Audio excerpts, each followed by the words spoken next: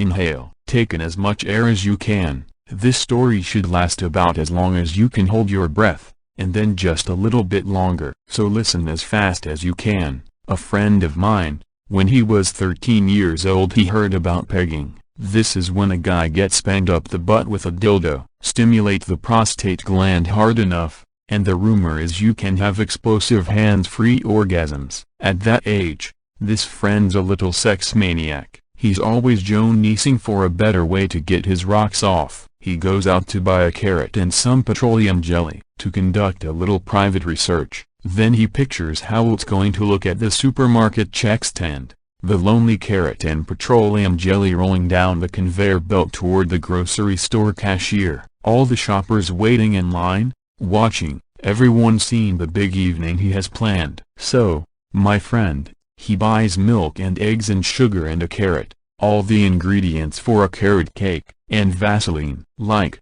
he's going home to stick a carrot cake up his butt. At home, he whittles the carrot into a blunt tool. He slathers it with grease and grinds his ass down on it. Then, nothing, no orgasm. Nothing happens except it hurts. Then, this kid, his mom yells it's supper time. She says to come down, right now. He works the carrot out and stashes the slippery, filthy thing in the dirty clothes under his bed. After dinner, he goes to find the carrot and it's gone. All his dirty clothes. While he ate dinner, his mom grabbed them all to do laundry. No way. Could she not find the carrot, carefully shaped with a paring knife from her kitchen, still shiny with lube and stinky? This friend of mine, he waits months under a black cloud, waiting for his folks to confront him, and they never do. Ever. Even now he's grown up, that invisible carrot hangs over every Christmas dinner, every birthday party, every Easter egg hunt with his kids, his parents' grandkids. That ghost carrot is hovering over all of them. That's something too awful to name. People in France have a phrase, spirit of the stairway. In French, esprit de l'escalier. It means that moment when you find the answer, but it's too late. Say you're at a party and someone insults you, you have to say something. So under pressure, with everybody watching, you say something lame, but the moment you leave the party a broken bar. As you start down the stairway, then, magic, you come up with the perfect thing you should have said, the perfect crippling put-down. That's the spirit of the stairway. The trouble is even the French don't have a phrase for the stupid things you actually do say under pressure. Those stupid, desperate things you actually think or do. Some deeds are too low to even get a name, too low to even get talked about. Looking back, kid psych experts, school counselors now say that most of the last peak in teen suicide was kids trying to choke while they beat off. Their folks would find them, a towel twisted around the kid's neck, the towel tied to the rod in their bedroom closet, the kid dead. Dead sperm everywhere. Of course the folks cleaned up. They put some pants on their kid. They made it look a broken bar better, intentional at least. The regular kind of sad, teen suicide. Another friend of mine, a kid from school, his older brother in the Navy, said how guys in the Middle East jack off different than we do here. This brother was stationed in some camel country where the public market sells what could be fancy letter openers. Each fancy tool is just a thin rod of polished brass or silver, maybe as long as your hand, with a big tip at one end, either a big metal ball or the kind of fancy carved handle you'd see on a sword. This Navy brother says how Arab guys get their dick hard and then insert this metal rod inside the whole length of their boner. They jack off with the rod inside, and it makes getting off so much better, more intense. It's this big brother who travels around the world, sending back French phrases, Russian phrases, helpful jack-off tips. After this, the little brother, one day he doesn't show up at school. That night, he calls to ask if I'll pick up his homework for the next couple weeks. Because he's in the hospital, he's got to share a room with old people getting their guts worked on. He says how they all have to share the same television. All he's got for privacy is a curtain. His folks don't come and visit. On the phone, he says how right now his folks could just kill his big brother in the Navy. On the phone, the kid says how, the day before, he was just a little stoned. At home in his bedroom,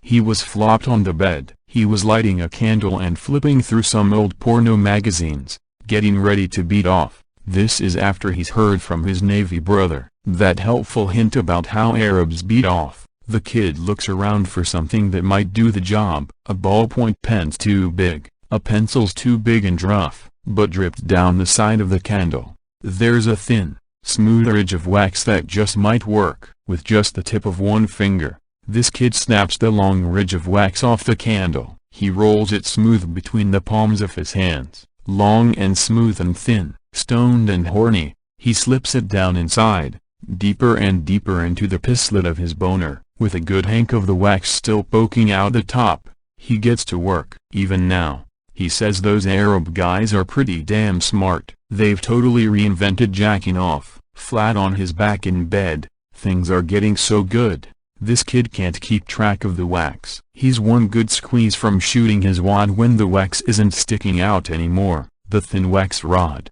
it's slipped inside, all the way inside, so deep inside he can't even feel the lump of it inside his piss tube. From downstairs, his mom shouts it's supper time. She says to come down, right now. This wax kid and the carrot kid are different people, but we all live pretty much the same life.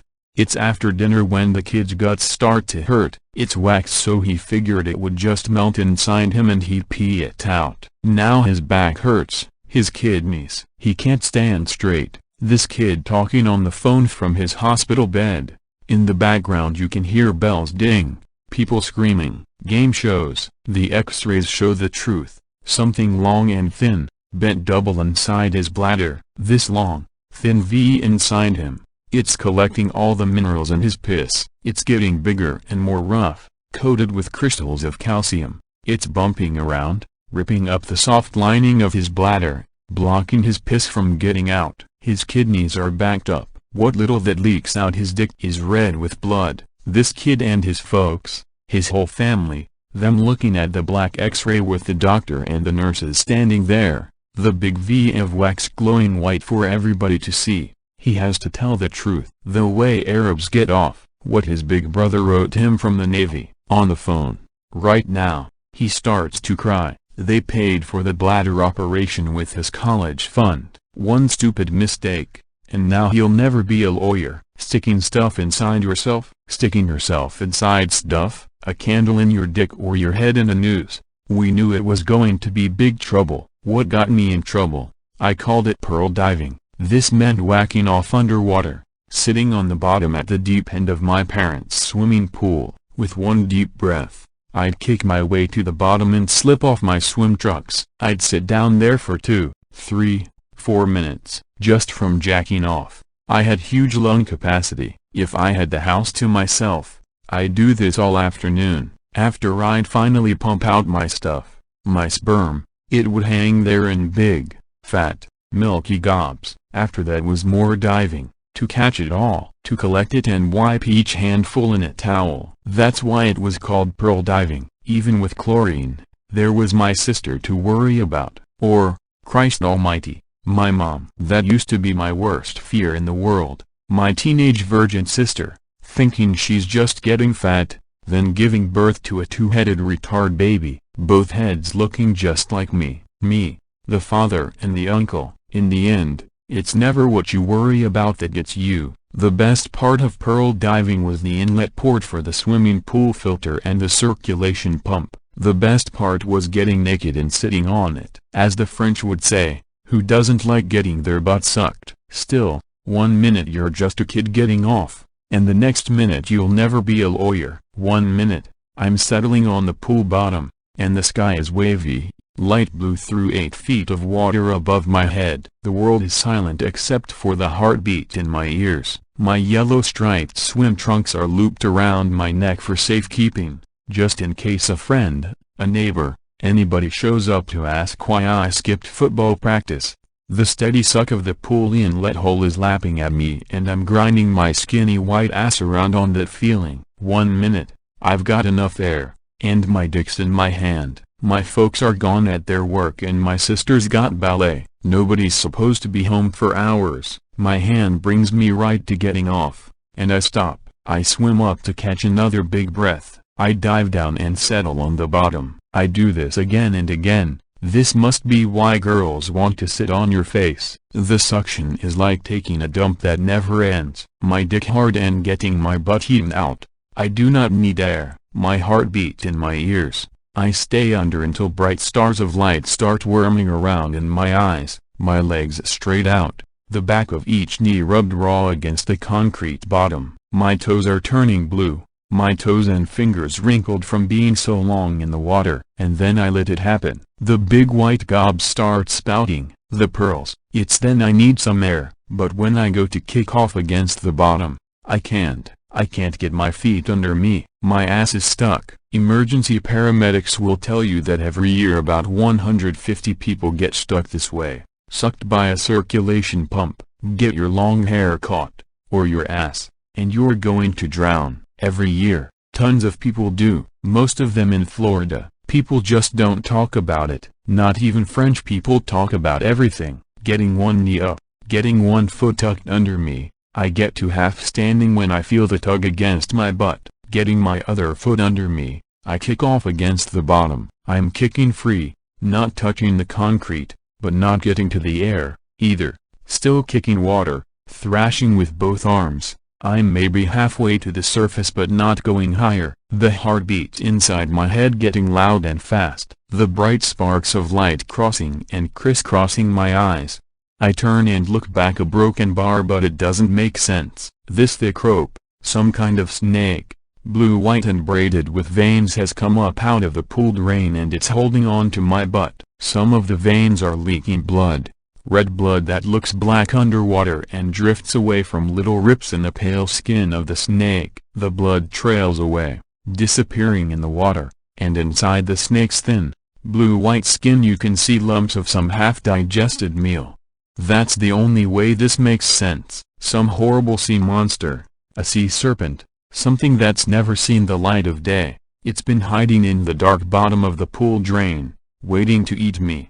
So broken bar, I kick at it, at the slippery, rubbery knotted skin and veins of it, and more of it seems to pull out of the pool drain. It's maybe as long as my leg now, but still holding tight around my butthole. With another kick, I'm an inch closer to getting another breath, still feeling the snake tug at my ass. I'm an inch closer to my escape. Knotted inside the snake, you can see corn and peanuts. You can see a long bright orange ball. It's the kind of horsepill vitamin my dad makes me take, to help put on weight, to get a football scholarship, with extra iron and omega-3 fatty acids. It's seeing that vitamin pill that saves my life. It's not a snake, it's my large intestine, my colon pulled out of me, what doctors call prolapsed. It's my guts sucked into the drain. Paramedics will tell you a swimming pool pump pulls 80 gallons of water every minute. That's about 400 pounds of pressure. The big problem is we're all connected together inside. Your ass is just the far end of your mouth. If I let go,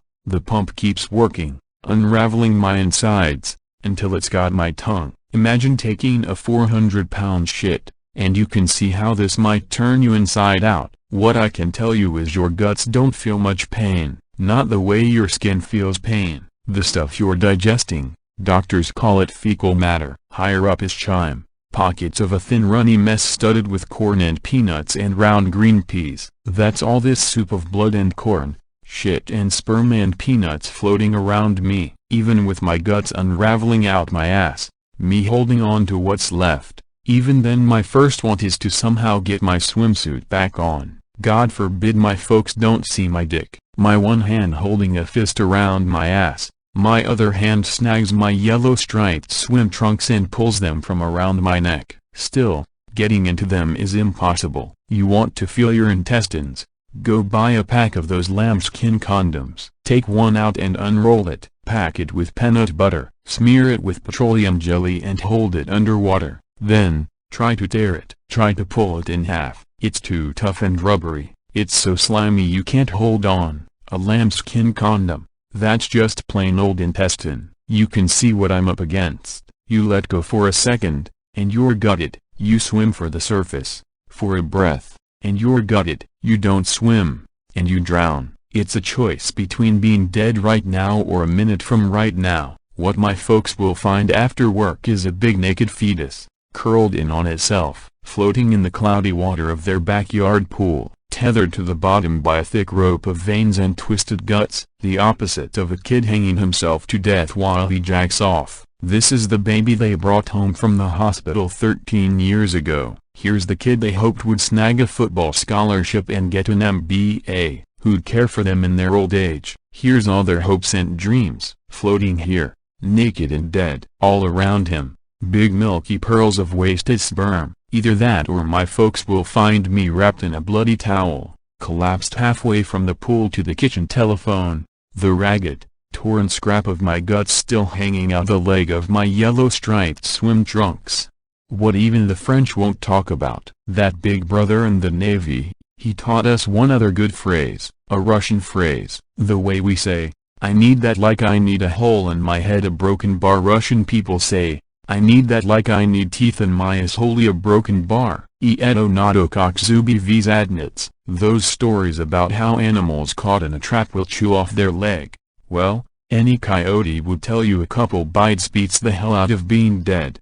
Hell, a broken bar. Even if you're Russian, someday you just might want those teeth. Otherwise, what you have to do is, you have to twist around. You hook one elbow behind your knee and pull that leg up into your face. You bite and snap at your own ass. You run out of air, and you will chew through anything to get that next breath. It's not something you want to tell a girl on the first date. Not if you expect a kiss goodnight. If I told you how it tasted, you would never, ever again eat calamari. It's hard to say what my parents were more disgusted by, how I'd got in trouble or how I'd saved myself. After the hospital, my mom said, "You didn't know what you were doing, honey, you were in shock," and she learned how to cook poached eggs. All those people grossed out or feeling sorry for me. Broken bar. I need that like I need teeth in my asshole. Nowadays, people always tell me I look too skinny. People at dinner parties get all quiet and pissed off when I don't eat the pot roast they cooked. Pot roast kills me.